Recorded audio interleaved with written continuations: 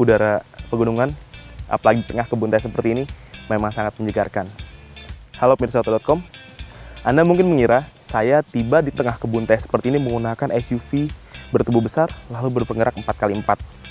Tapi tidak, saya datang dari tengah kota, lalu saya meluncur ke tengah kebun teh hanya menggunakan sebuah mobil yang sangat kompak dan bisa Anda gunakan sehari-hari di perkotaan.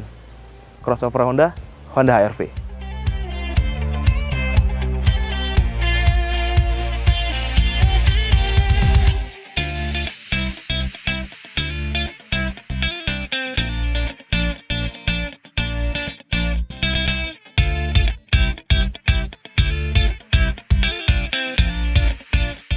Honda HR-V memang bukan sebuah SUV sejati.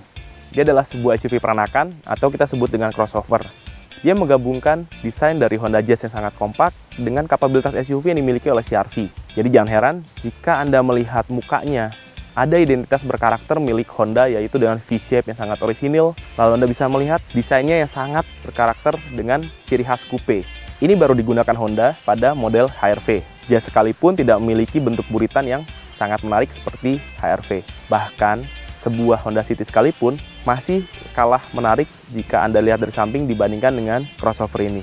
Untuk mendapatkan sebuah crossover secantik ini, Anda pun tak perlu menebus hingga 400 juta. Ada Honda HR-V tipe 15e CVT yang sudah bisa membawa Anda dari tengah kota hingga ke tengah kebun teh tanpa perlu mengganti mobil.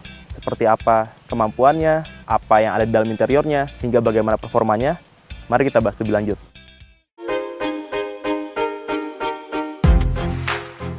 Untuk sisi interior, HR-V memang adalah salah satu crossover dengan tatanan interior terbaik. Pertama, dari segi desainnya. Saya mendapatkan impresi yang sangat individual ketika saya menjadi pengemudi di HR-V. Saya mendapatkan ruang kokpit yang terbatas, diberikan pembatas di sisi ini yang sangat tinggi, lalu tatanan dari tata letak dashboard juga sangat driver oriented. Ini membuat saya sebagai pengemudi dimanjakan dan seolah mobil ini adalah mobil yang dibuat memang sebagai mobil yang dikendarai. Tak hanya desainnya, material yang disajikan juga benar-benar berkualitas. Bisa dilihat dari bahan-bahan dashboardnya yang menggunakan softpad, lalu tampilannya sangat sederhana, tapi sekaligus benar-benar fungsional. Hanya ada satu tombol yang ada di dashboard, yaitu tombol engine start stop. Tak ada tombol lainnya untuk mengatur AC ataupun head unit karena semuanya sudah berbentuk touch panel. Nah, ada apa aja di belakang kemudi yang tersedia untuk saya? Mari kita nyalakan.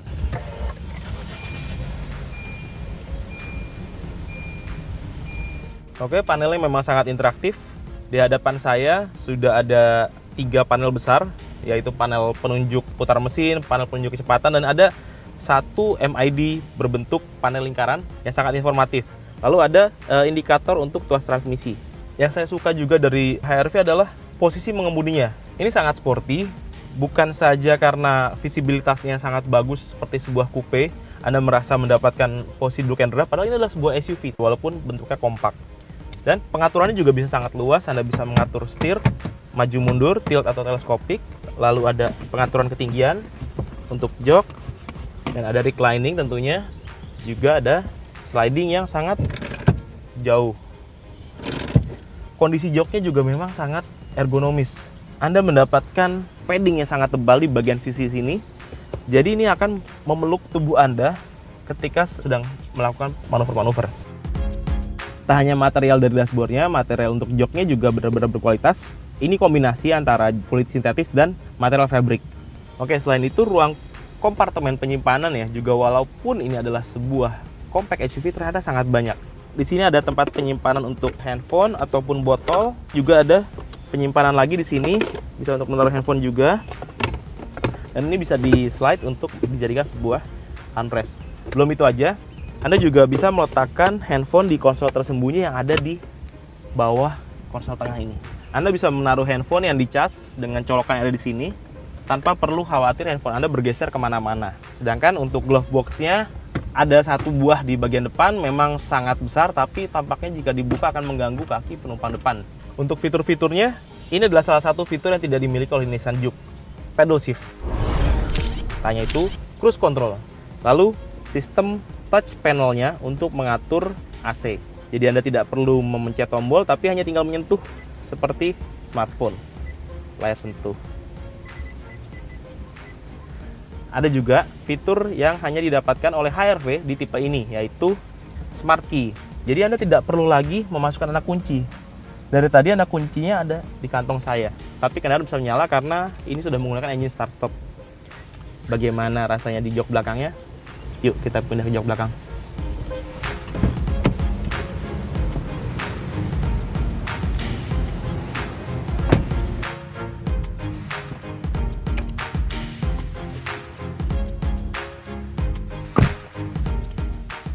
Keluar masuk ke bangku belakang HR-V bukan satu masalah. Pintunya terbuka dengan besar. Nah, untuk posisi duduknya sendiri ada satu catatan yang perlu Anda tahu, bahwa bangkunya sangat pendek. Bangku untuk alas maupun bangku untuk sandaran. Ini akan jadi masalah ketika Anda memiliki kaki yang sangat panjang karena akan sangat menggantung. Tapi di luar itu konfigurasinya sangat nyaman. Ini adalah posisi standarnya, tapi Anda masih bisa memundurkannya satu step lewat tuas di sini. Perubahannya memang tak terlalu signifikan, tapi lumayan untuk opsional ketika Anda merasa pegal. Lalu Anda bisa menggunakan headrest yang cukup tinggi juga. Untuk ukuran kelapangannya, ini adalah salah satu terbaik. Legroomnya sangat jauh, bahkan ini adalah posisi mengemudi saya yang cukup besar. Sedangkan headroomnya bisa Anda lihat juga lumayan.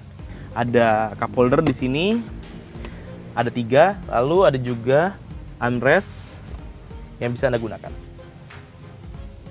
Overall, berada di bangku belakang HR-V memang bukan sebuah posisi yang paling nyaman untuk penumpang sebesar saya, tapi ini bukan juga sebuah momok yang menakutkan.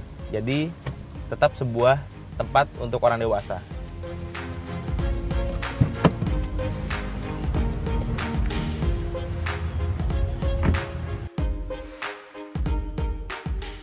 Di sektor bagasi, ketika bangku kedua masih dalam posisi berdiri, Anda mendapatkan ruang bagasi yang lapang walaupun tidak mendapatkan ketinggian bagasi yang baik karena memang modelnya landai di bagian atap. Namun jika Anda merasa kurang untuk membawa barang yang lebih panjang, Anda bisa menurunkan jok bagian belakang hingga rata dengan lantai bagasinya dan memungkinkan untuk membawa barang yang lebih besar lagi.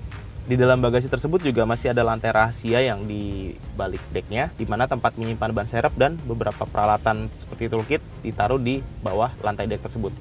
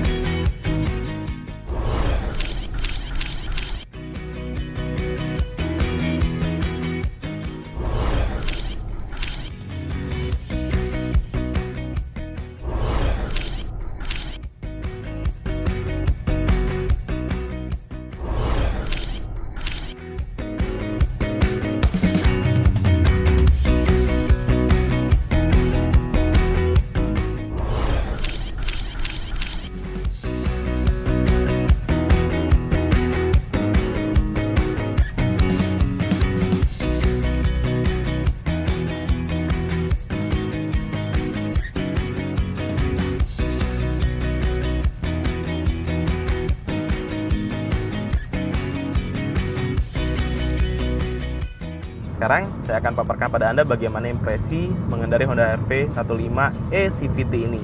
Pertama adalah redaman suspensinya.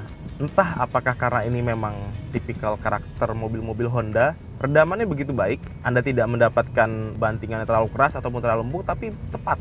Sehingga walaupun Anda isi 2 atau 5 orang sekalipun dalam kecepatan tinggi atau rendah sekalipun, Anda masih bisa mendapatkan performa manuver yang stabil, bantingan suspensi yang juga cukup. Sedangkan ketika Anda sedang bertemu dengan medan-medan yang berat, berbatu dan sebagainya, suspensinya bisa memberikan redaman yang memuaskan. Di sisi kedua, tentang performa berkendaranya. Ini adalah transmisi CVT.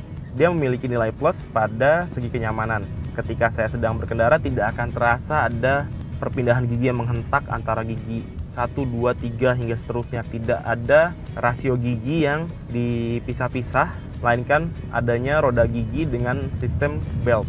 Sehingga saya bisa berkendara dengan nyaman, lalu akselerasi bisa lebih halus, dan tentunya lebih hemat bahan bakar dibandingkan transmisi konvensional.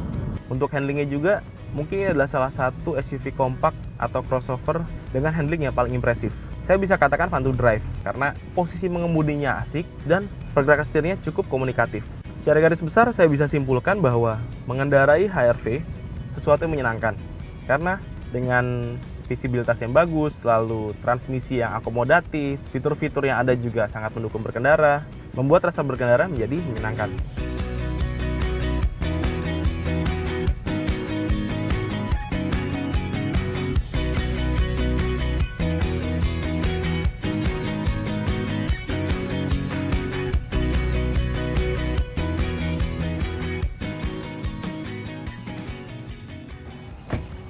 Demikian hasil pengetesan kami terhadap Honda HR-V 15 SCVT.